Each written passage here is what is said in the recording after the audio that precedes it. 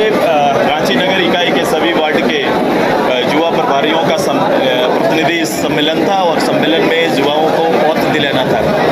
चूँकि पार्टी ने महाधिवेशन पे एक यूथ का टीम पूरा प्रदेश भर में बनाने का निर्णय लिया है। चूँकि पार्टी की इकाई पहले कॉलेज तक सीमित थी, विश्वविद्यालय महाविद्यालय में सीमित थी। अब चूँकि ये सीधे दल को रिप्रेजेंट नहीं कर पा रहे थे, उसी के लिए ये यूथ आजसू का एक जगह दिया गया, जहाँ से यूथ आजसू 10 साल तक वो संगठन में काम कर सकते हैं, संगठन का नेतृत्व कर सकते हैं और इसकी इकाई सीधे गांव स्तर तक आ सकता है।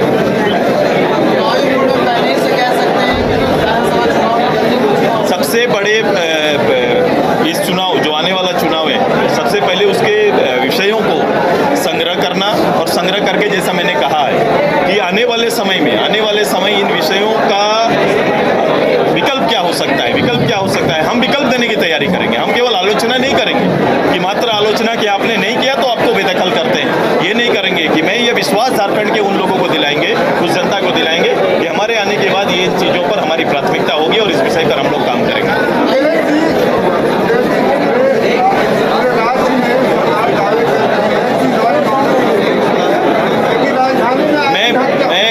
ऐसे दावे केवल पद पे बना रहना, यह सरकार का दावा हो सकता है। मंत्री, मुख्यमंत्री या सरकारी पदाधिकारी लॉ एंड ऑर्डर पर केवल आपके माध्यम से बयान देना पर्याप्त नहीं है। डाटा होगा। अगर अपराध बढ़ा है, हम अगर कह रहे हैं तो मैं डाटा के आधार पर कह रहा हूँ। किसी रांची राजधानी के अंदर अगर किसी सब इंस्पेक्टर की हत्या हो जाती है तो ये अपराध बढ़ा हुआ का ही संकेत है। और ये एक दिन नहीं, लगातार प्रत्येक दिन ये हो रहा है।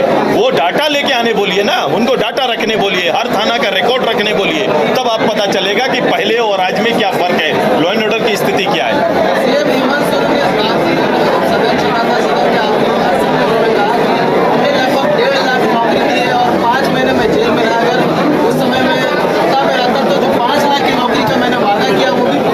देखो, 5 महीना जेल में रहे तो 5 महीना उन्हीं का शासन रहा। ऐसा नहीं है कि उनके नहीं रहने से यहाँ शासन बदल गया।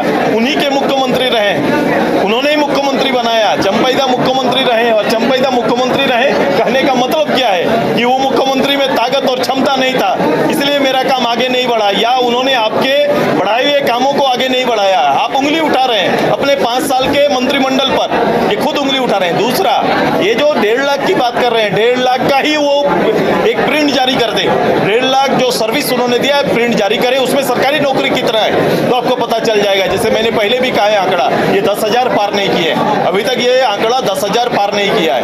वो जारी करे, श्वेत पत्र जारी करे, वो जिनको नौकरी दिए वो आज कहाँ है। जिनको हवाई जहाज चलाने की बात किए थे जिन मजदूरों को, वो मजदूर आज कहाँ है। 8.5 लाख मजदूर इस प्रदेश से बाहर हैं। जिस ट्राइब की रक्षा करने की बात करते हैं, उस ट्राइब की जमीन पर आप कौन बैठा हुआ है। और इस 5 साल में सबसे ज्यादा रांची में कैसे लोग आके बैठ गए ट्राइब की जमीन पर, ये सवाल का जवाब भी उन्हें भविष्य में देना पड़ेगा।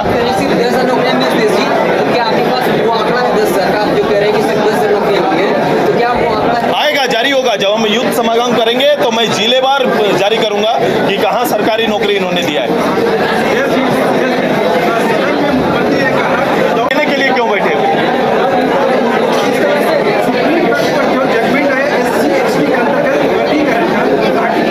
इसको पॉलिटिकली पार्लियामेंट, असेंबली में इन विषयों पर चर्चा होगा। दलीय भी चर्चा चल रहा है। इस सभी का मूल्यांकन करने के बाद हम लोग इस विषय पर बात रखेंगे।